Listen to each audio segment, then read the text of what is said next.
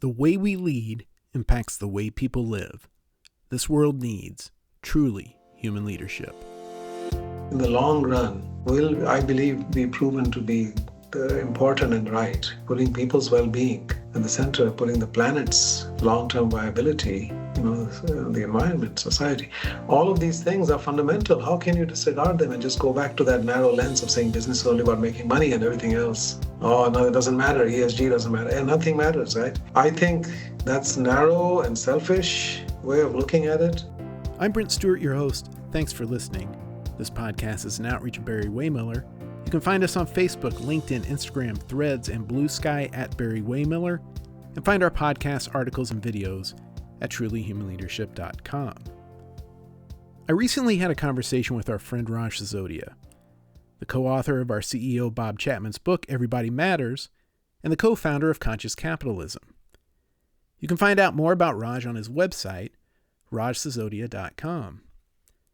Raj is working on a very special project we'll be able to talk about soon, and as every conversation with Raj is enlightening, I decided to roll the proverbial tape and capture some of his insight. And we ended up talking about Raj's experiences for the last 20 years or so, specifically through some of his books, Firms of Endearment, Conscious Capitalism, Everybody Matters, and The Healing Organization. Raj's career in and out of writing has mirrored the rise of the conscious business movement, and so we talked a little bit of history as well. On this podcast, you're going to hear that conversation, and one of the reasons I feel like it's such an important conversation is that while Raj recounts a bit of history, he traces things to today and where the conscious business movement is right now. And I think it'll give you a lot to think about. So we're going to start things off with Raj Sisodia talking about where it all began, his book, Firms of Endearment. Yeah, so that book was really coming out of years of, in a way, frustration with the story of business and especially the story of marketing, or the way marketing was being practiced. And being a professor of marketing, that was something that hit me more personally. And I had done a series of things before that were really looking or in a way giving voice to my angst about marketing. So we had done a large study on the image of marketing. We interviewed 2,000 people, business leaders as well as just ordinary people. And the result of that was basically revealing, which we already believed, we knew that, which was at a very low level of trust and credibility in marketing. That if something was marketing, that means this wasn't the truth. And even within businesses, there was not a lot of respect for the marketing function, it seemed. And I'd also done a lot of research on the productivity, or what I was calling the marketing's productivity crisis, that we were spending more every year on marketing at an aggregate level, and the overall indicators were going down. Customer satisfaction was low and had plateaued. Customer loyalty had fallen a lot. Customer trust had fallen even further, even as spending was rising year after year in the aggregate. We estimated in that around that time that we were spending $1 trillion a year on marketing. If you add it all up, ads and coupons and junk mail and sales and all of that stuff. So this is marketing. This is not personal selling. It does not include, that's a whole probably another $1 trillion, which was more than the GDP of India that year. So that really struck me that 1 billion people are living on less than what we're spending here on ads, coupons, and junk mail. And in that study, we found that, what are we getting for that, for customers, companies, and society? And we basically concluded that we were not getting much. In fact, we were having a lot of negative impacts. And so I then organized a conference called Does Marketing Need Reform in Boston? And it was a one-day conference, and we had all the leading scholars. This was 2004. We had the American Marketing Association meeting in Boston. And so I just added on a one-day event at the end of that conference because all the marketing scholars were here. And I wanted them to address this question, is something fundamentally broken in our field, in this discipline, in this profession? where everybody else is doing more with less over time, and we're doing less with more over time. We're spending more and getting worse outcomes. And we're having a negative impact probably on society. We're creating obesity and overconsumption and anxiety and depression and using women's bodies to sell products. And I could see all of the downsides, which nobody talks about, or not very few people focus on those things. And we had about 20 people speaking at that event, and pretty much concluding that yes, there's something fundamentally wrong, and we need to rethink from foundational principle. What is the purpose of marketing? Why are we here? What are we doing? Why we do what we do? And then we published a book with that theme, on that with that same title, Does Marketing Need Reform? Which was basically a collection of essays by different scholars, including I wrote a few pieces in that, and my co-author, my co-editor as well, Jack Sheth. And so all of that then led up to the question of what do we do differently? How do we change this? And I had been coming from a negative place. So, what became Firms of Endearment really had many names and many lives before that. And it started in a very darker place. I think I was calling it marketing malpractices at one point. Then I was calling it the shame of marketing, which was a phrase used by Drucker referring to the consumer movement. But I was focused on all my research that was showing everything that was dysfunctional about marketing. And I had written about, a dozen or so academic articles on that theme. So I was going to culminate all of that work in a book to say marketing is fundamentally broken. And the other book, Does Marketing Need Reform, was an edited book, but this was going to be an authored book, right? So that was the difference. But then, as I said, I was stuck in that negative mindset, and I did not have any pride in my profession. In fact, I had a sense of shame about it. So when I call it the shame of marketing, it was really my own shame in a way. I didn't feel I was in a noble profession. I didn't feel proud, to say I'm a marketing professor. The world doesn't necessarily need more marketing professors or marketing professionals. Yeah, there are many professions that are self-justifying. I didn't feel like this was one of them. And it didn't help that my father got a PhD in agriculture science and plant genetics. So he was clearly doing something noble. He was trying to cure world hunger with his education and his profession. And I was just trying to get people hooked on more junk, essentially, for the most part, right? And so I had that, inner dialogue going.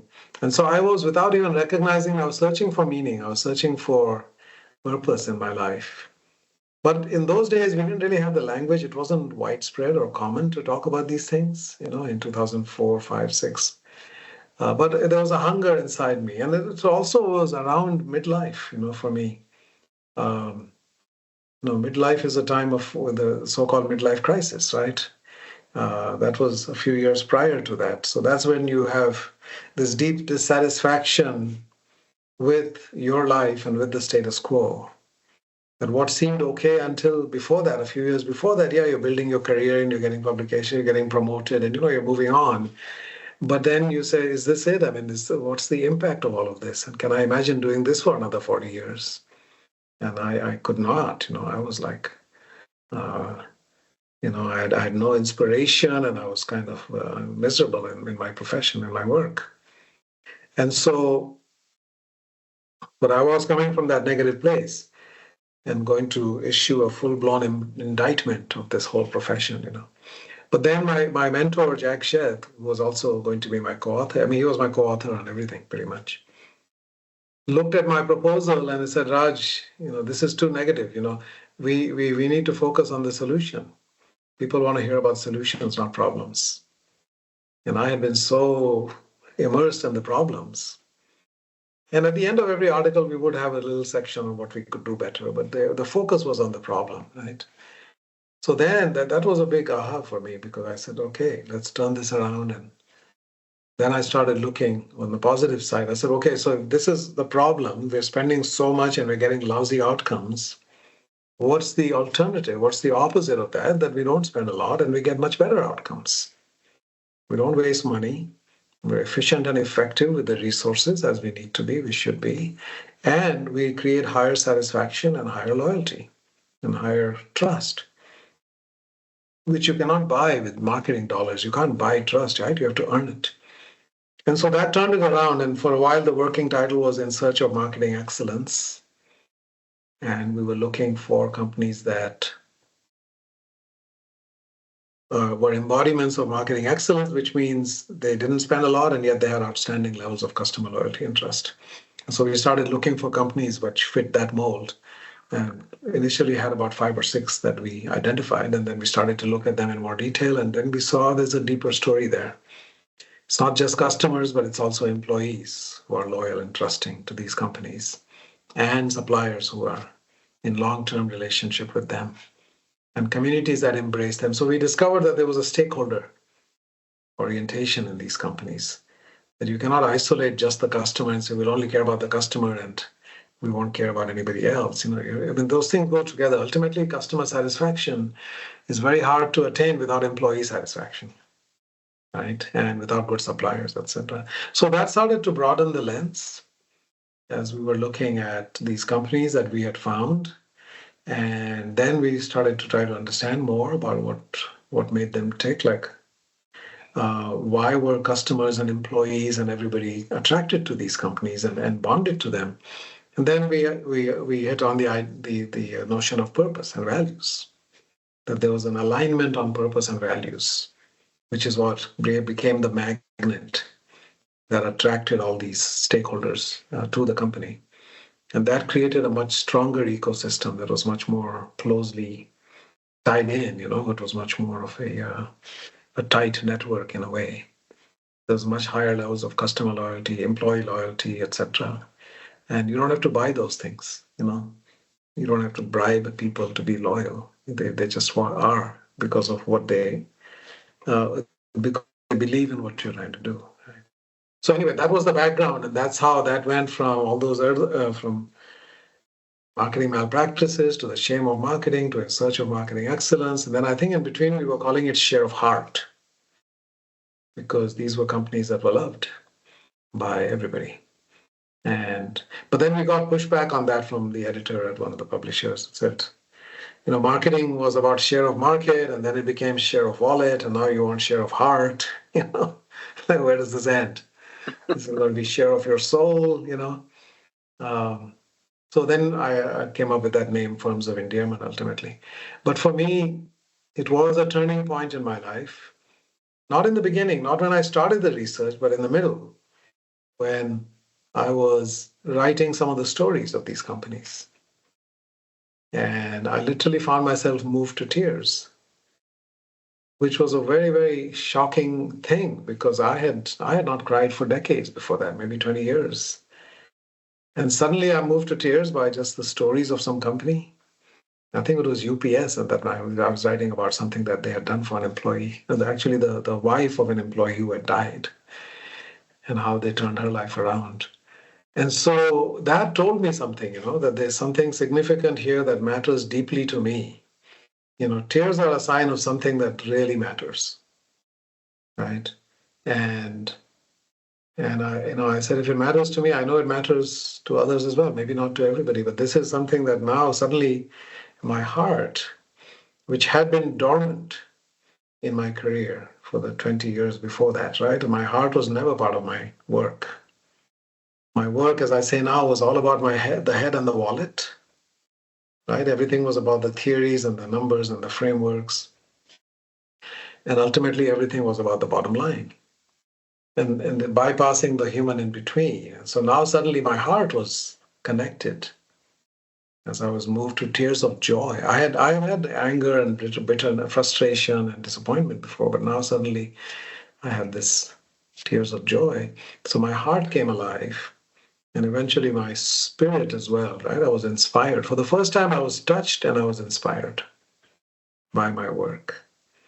And that's a powerful feeling. And I said, I don't want to let go of this. I didn't know that I could have this. And I want to go down this path and explore what that means in the context of work and business. So in that instant, I feel like my purpose kind of found me.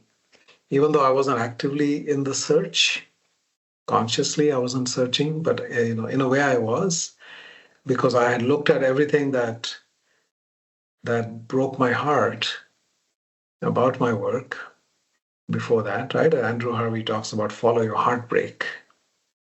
What gives you pain, but other people are not moved by it. And I had been in that place for a while.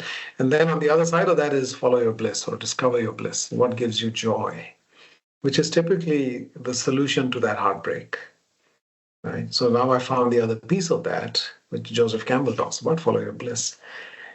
And between those two is your purpose. Alleviate that suffering and bring more of that joy.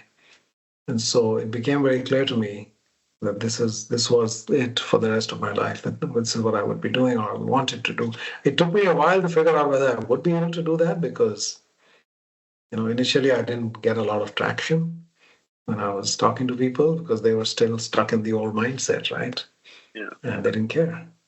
But when I met John Mackey, that's really when it turned around. I guess conscious capitalism and working with John Mackey gave you an opportunity to expand what your thinking had already become with Firms of Endearment.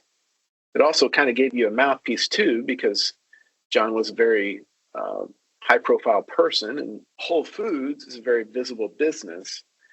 So, how did that change things for you? That whole exercise and that whole process. Well, it's kind of discovering your tribe, right? I mean, you think you're alone and an outlier and so forth, which I was in many ways. I certainly was in my academic community and in the university. But when I met John and he had read the book and reached out, and I went and stayed with him in Austin. And at the end of that, at the dinner that we had, I shared my mind map for what I was calling the Institute for New Capitalism, or INC. And I said, John, I want to devote the rest of my life to this vision of this story of business, which I was never taught, and I didn't know was possible. That this can not only can succeed at an even higher level. And I want to understand this deeper. I want to bring that to students, bring that to executives, CEOs, and so forth. And then he looked at my mind map and he said, that's exactly my vision, but I like the phrase conscious capitalism. And so then we decided to have a retreat at his ranch a few months later in February of 2008. And at that retreat, we each invited about a half dozen people. And at the end of 3 or 4 days, we said, okay, let's try to launch a movement on this. So that October, we had our first conference. And what that did was it kind of attracted all kinds of people to this idea who had been in their own lives kind of lone rangers and doing their own thing and being outliers in their industry.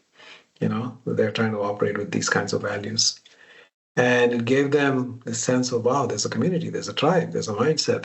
And Firms of Endearment was an important piece of that because, like John said when I met him, he said, I thought we were the only weird company, but there are 28 of them in your book, that are aligned in some ways with these things.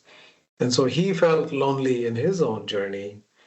When he interacted with so-called normal CEOs, he felt like a fish out of water, like they didn't speak their language, he didn't care about the same things that they cared about. And so this enabled us to feel like we're not alone and we're part of this community of incredible people, and they're running very successful companies and they're doing it with heart, and with passion and purpose and all these things. And so it was deeply validating. It was deeply joyful. I mean, I've never been as joyful as I was in those 3 days of that first conference, It was like a love fest. I mean, it was just, you could not wipe the smile off our faces. It was just very inspiring and very heartwarming at the same time. So yeah, it definitely did give. And then as the movement grew, it certainly created a platform to spread these ideas and not just make it be a tiny sliver of companies and an aberration, but really ultimately our goal is to make that the default mindset. Raj, something that I've been wondering as I've been thinking about all this, and I don't know if you've ever been asked this before or if you've thought of it, but how do you think your journey, or at least your journey up to this point, aligned with American society and business culture? I've heard you speak many times before, and I've heard you talk about how the 80s changed a lot of things in business, where the focus became on shareholders and shareholder supremacy. A lot of thinking before the 80s and then into the 80s, a lot of things changed. In terms of you getting to this point where Conscious Capitalism, the book was written, Conscious Capitalism, the movement was created, do you think there are any parallels there? Do you think people were ready for this voice because of coming out of this just obsession with shareholder value and shareholder supremacy? Do you see anything there? Yeah, I think so. So I came to this country in 1981 as an adult. I had been here as a child for a few years, but I came to the PhD program in New York at Columbia University in 1981. Now, this was the beginning of the decade of greed as it came to be known later. Right? The movie Wall Street and that famous speech, greed is good. Greed is what makes the world go round. And it was also the beginning of the journey for Jack Welch as CEO of General Electric. And he was kind of the poster child for the whole shareholder primacy mindset in business, which had been building in the 70s. You had Milton Friedman's essay in 1971. You had a bunch of academic work in 1976, the agency theory and so forth, and some companies that were starting to be that way. But then, Jack Welch essentially, created the template completely focused around that, and became enormously successful by his own measures. Right? He wanted to create the world's most valuable company, and by the end of his 20 years in 2001, when he retired, GE was the world's most valuable company. Now, how he did it and how sustainable it was is a different question. How much human suffering was involved, how many hundreds of thousands of people lost their jobs, how many, 1,600 or so times that they were found guilty of a variety of different offenses by the US government, from bribing Defense Department officials to dumping chemicals to price fixing, etc. I mean, they did all of that in a way as a cost of doing business just to make more money. And ultimately, he created a house of cards, and there was a lot of so-called creative accounting in there as well. And massive amounts of share buybacks and huge enrichment of the executives, all under this theory that our system works because everybody's out for themselves. And greed is good, and the more if it's not working, then you just need to double down on the greed. You just need to make it more about money and more about money. And ultimately, we realized that was pretty hollow, right? And at the same time, you were starting to see, the income inequality, the gap was starting to rise dramatically. Worker pay had essentially been flat since the 1970s, and executive pay went up 1,000%. So all of those were pressures that were building under the surface throughout the 80s, into the 90s. Then, of course, 90s, we had the whole dot-com phenomenon, which gave another spurt to the economy. But by the end of the 90s, and it came to 2000, then we had the dot-com bubble burst, and Jack Welch's tenure ended. And I think we were reaching the limits and starting to see the downsides of that. And people were starting to ask questions. Is that the right way? Is that the best way? And I think what was also happening, at the end of the 80s, so he started in 81. If you look at the end of the 80s, 1989 was the beginning of the turn. It was a turning point, I believe.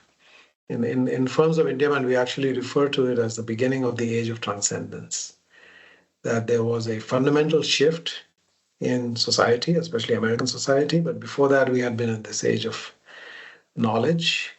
We had first, of course, the age, I'm trying to remember what we called it when the US was first started, I think empowerment, knowledge, and now age of transcendence.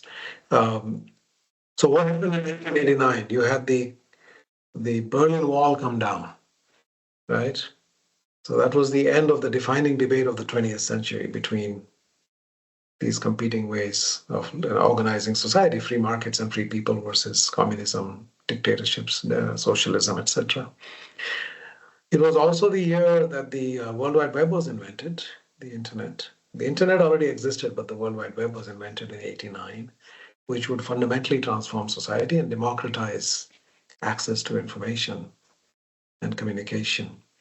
It was also the first year that women outnumbered men in college as college graduates, cumulatively. Women were already more at the enrollments, but if you look at the number of overall graduates in society, there were more women than men starting in that year. And then that number has continued to skew in the favor of women over time. And so, we started to see the seeds of bringing more feminine energy into the world of business and leadership.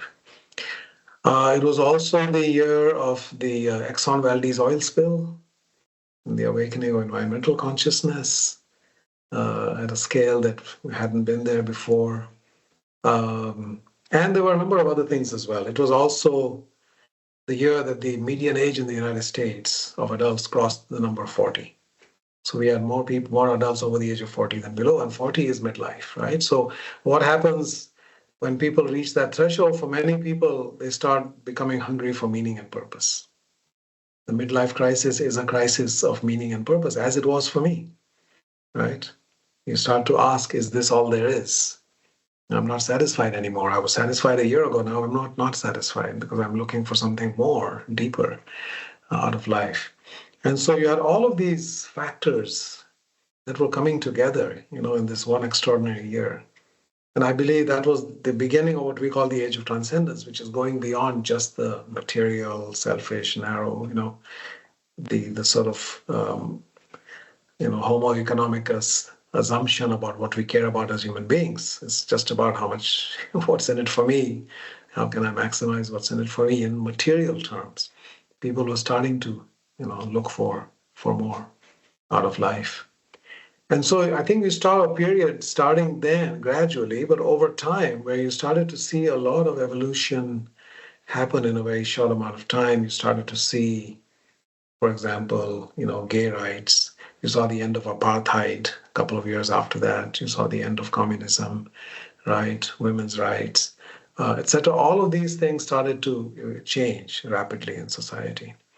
So I think we were in a period of escalating, rising consciousness that started to happen, as I said, early in the 90s, but then even more so in the 2000s, etc., especially now that the World Wide Web became available. And people could find each other, and small movements could coalesce into something more sizable because of the technology. So I think there were these mega shifts that were happening in society. And that paradigm of money and shareholder value and profit being the only thing was starting to run into its limits. And people were looking for other ideas. That's when you started to see corporate social responsibility and triple bottom line and conscious capitalism. And many of these ideas were starting to come to the fore, more so in that time period. So I think there was something that was happening. And, if you look back, there was a tremendous amount of progress over 30 years, starting in 1989, right? And now what we're entering around 2020, after 30 years of progress, you started to see the backlash.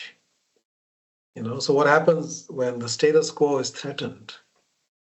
The existing order, the existing way of thinking about business, about life, about the power structure, and all of that is threatened by some new ideas. Initially, those new ideas are dismissed as just fringe. But when they start to get some traction, and there's multiple streams that start to come together into a kind of river, then you start to see the system in a way trying to reject that, right? I liken it to the Empire Strikes Back in Star Wars, right? You had all this change that happened, the Force Awakens, a new beginning, and now it's like slam.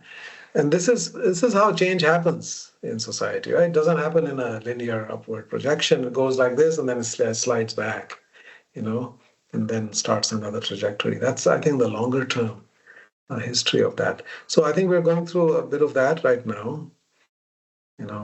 It is true that some ideas can go too far, right? So any strength becomes a weakness if it's overdone. So some ideas around diversity and inclusion and ESG, and it is possible to take anything too far, right? And make it unreasonable. And I think maybe there was some of that, which is fueling the backlash, but I think backlash is independent even of that, because people want to protect the status quo, which has served them very well. Some people. How do you feel private equity works into all of that? Is that part of the backlash, or is that just a new way of reinventing the wheel from the 80s? Yeah, private equity is very much a creature of the Welchian mindset, right? Where companies are viewed as just commodities, interchangeable parts, buy and sell them, fix them up, sell them again. It's all about money. I mean, it's purely about money. There's no purpose for the most part. Now there are some private equity companies that are starting to bring in some elements of that, like KKR, with employee ownership, and Pete Stavros and some others. But for the most part, I think private equity has purely been about economic efficiency as they see it, and getting outsized returns, for the owners by financial engineering, by cutting, chopping, selling, downside, whatever they need to do, but not seeing the company as an organism, as something that has a soul, that has a purpose, that has life, but just seeing it as this kind of a inorganic commodity. I feel, but again, there are ways to do it that are like I think what Kyle has done, and what in a way what Forsyth Capital did, that was different. Well, that brings us to Barry-Wehmiller, and when you met Bob Chapman, and were asked to be the co-author of Everybody Matters. That was a few years after Conscious Capitalism, and a few years after the Conscious Capitalism organization had started.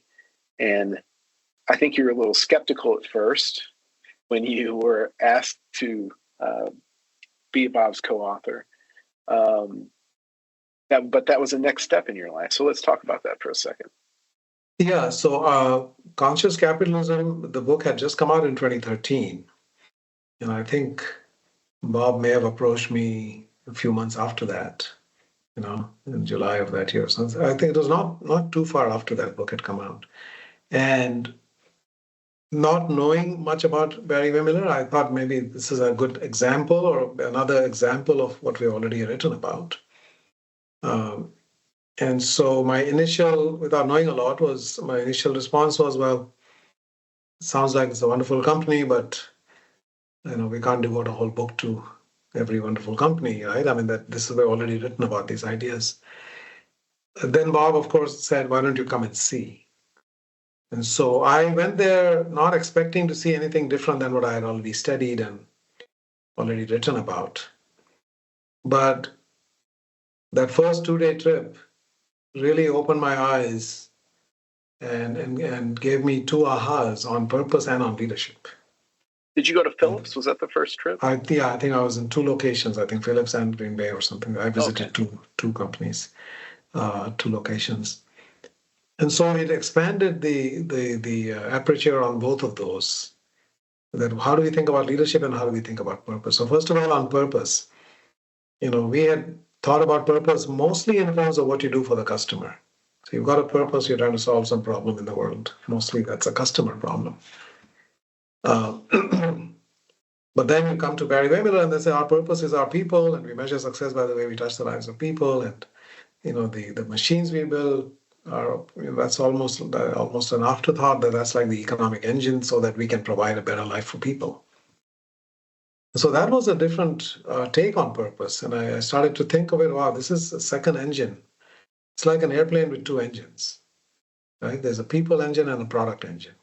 We are only focused on the product engine.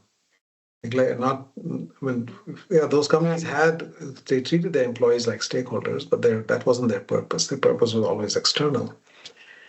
And I recognize that it's possible to have a purpose that is also internal, right? And that if you had to pick between these two, that ultimately the people should matter more, right? Because you can't have a company that has a noble purpose out there in the world, but it's a miserable place to work. So they have suffering inside the company while they're doing something great for customers. I mean, that's not okay. You have to, charity begins at home and caring begins at home. And so the idea that purpose can and should be multifaceted, that every company should have a people-centered purpose, in addition to ideally also an external purpose. And over time, I've come to realize that that external purpose can also be about suppliers in some companies, right? If you're a company like, some of these chocolate and coffee companies that are all about fair trade, and they are all about making sure that the farmer in Ethiopia or Colombia has a decent life and is not exploited. So their purpose is very much rooted in the supply chain, not so much in the customer, right? Or your purpose can be about the planet, like Patagonia. It's rooted very much in saving our home planet. Some purposes might be in the community. So the broadening the lens on purpose was one big thing. And the other one was about leadership. That leadership I had thought about as primarily focused with what happens at work. Right? You create conscious leaders so that people have a wonderful experience while they're at work. They're engaged and they are innovative and creative and passionate and all of that. But the idea at Barry-Wehmiller that the way we lead impacts the way people live and it impacts their families and their children, all of that, I had not thought about that. That wasn't part of our research up to that point. So yeah, you can have a purposeful workplace, but then people are getting burned out and they're spending all their time there and their children are suffering. Or, there could be a variety of ways in which that can be disconnected. So the idea of leadership as the stewardship of the lives entrusted to us, that was a deeper concept and conceptualization around leadership. And then, of course, my experience being with the people and asking them a simple question like, tell me how your life changed once this company was acquired by Barry-Wehmiller. And just that question resulting in tears, several people in the room suddenly having tears in their eyes. And it was a shock because I said, wow, these are middle-aged blue-collar men for the most part, right? You don't expect them to be so, vulnerable and suddenly being in tears. And I didn't ask what I thought was such a deep question, But then they started talking about how their lives had changed dramatically, right? And they used to get laid off frequently, and they were treated without any respect, and so they felt terrible, and the economic insecurity that they lived with, and there were some very moving stories, as you know, and so that was powerful to me as well. I said any company in which people feel, first of all, they are that moved by their experience, and secondly, they're willing to show that to each other or in front of each other. That's a rare culture. So they're doing something different here. So those were the factors that caused me then to get excited, not only say yes, but actually get excited. Because for me, every book or every project I get involved in, there has to be some learning and growth, right? For me and for these ideas. It's not just here's another example. And I felt that was very much the case here.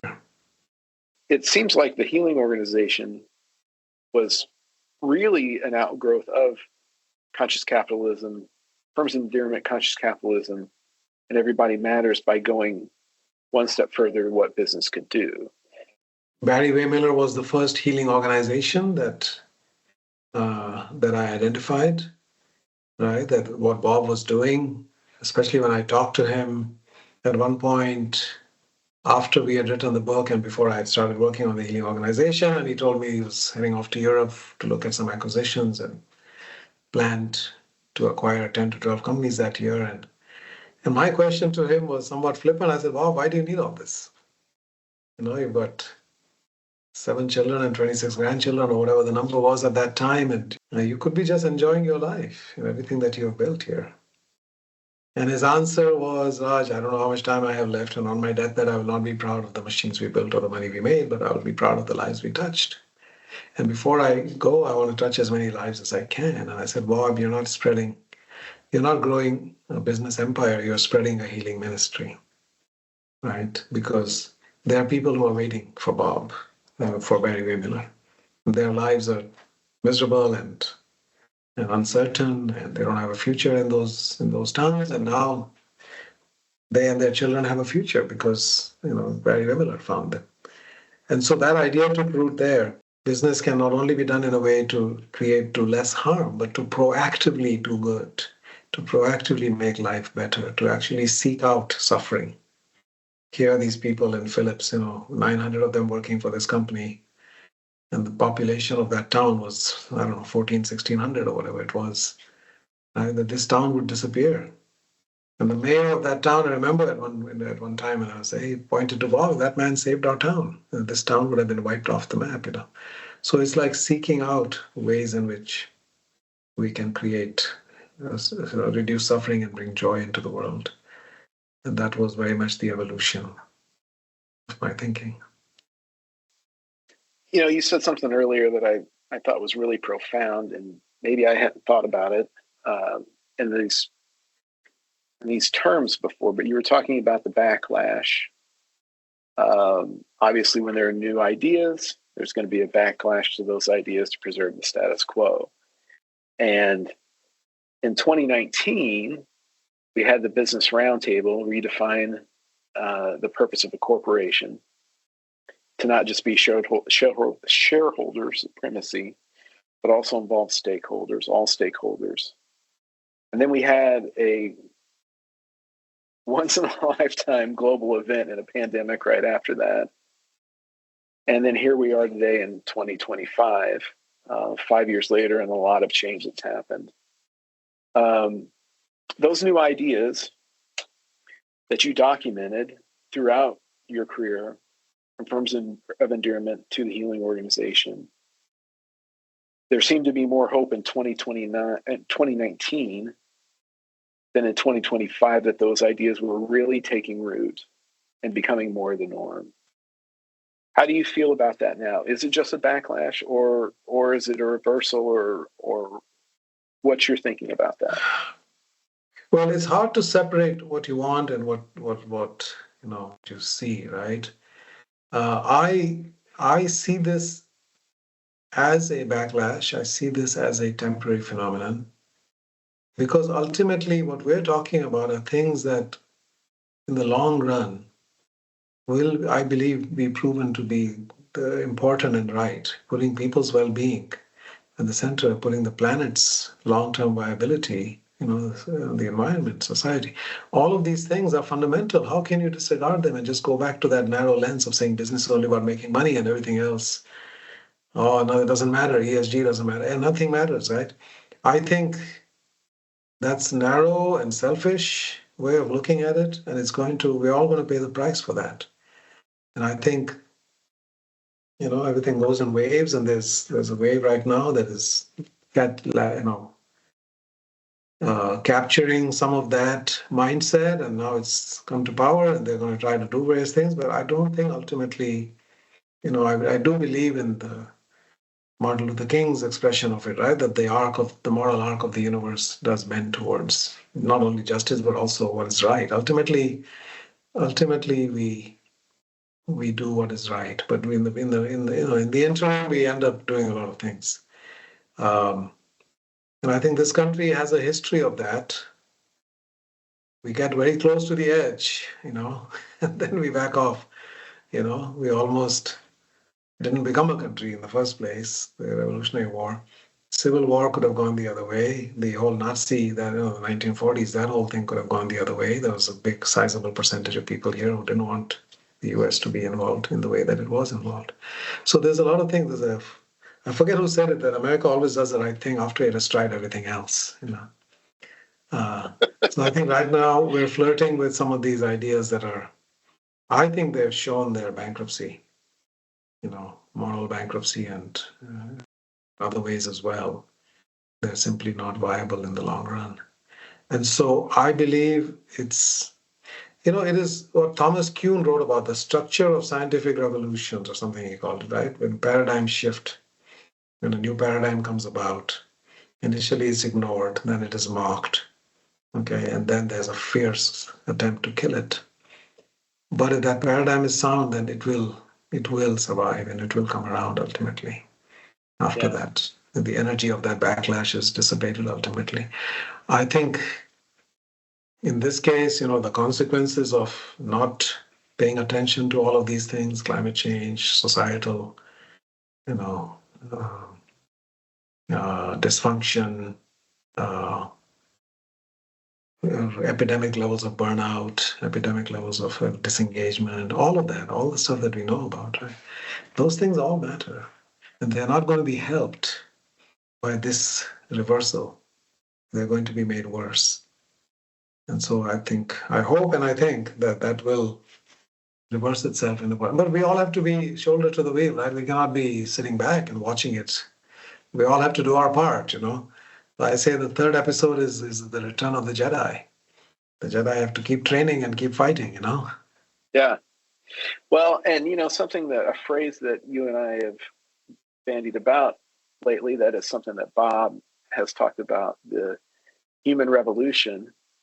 Maybe we thought that a few years ago the human revolution was happening, but maybe it's not quite happened yet. Maybe it's getting ready to happen. I think so. We were moving in that direction, and I think now we've got, of course, AI on the other hand, and then we have this sort of reverting to the shareholder primacy model on the other side. And so that combination would be very dangerous. It just becomes about making money, and then AI becomes used as a tool just for that. That can really create negative consequences for society. It is more important than ever now that we approach this new revolution of AI with higher consciousness, with putting human and all life really. I even maybe go beyond the human, that it's about people only. It has to be about all of life. We have had profit at the center of our universe for a long time. We need a Copernican revolution that puts life at the center. People, but not just people, but also the planet and other species. Because there is no flourishing for people without the planet and without other species. We're all connected in a web of life, right? So I think we need to put life, the flourishing of life at the center. And everything, including AI and including profit, have to serve the flourishing of all life. I think that's the broader revolution there. Thanks so much to Raj Sisodia for talking to me. It's always a great time. I always come off from our conversations better than beforehand. And if you want to learn more about Raj, go to his website, rajsisodia.com. And don't forget to find us and connect on Facebook, LinkedIn, Instagram, Threads, and Blue Sky at Barry-Wehmiller. And you'll find more podcasts, articles, and videos at trulyhumanleadership.com. I'm Brent Stewart. Thanks for listening.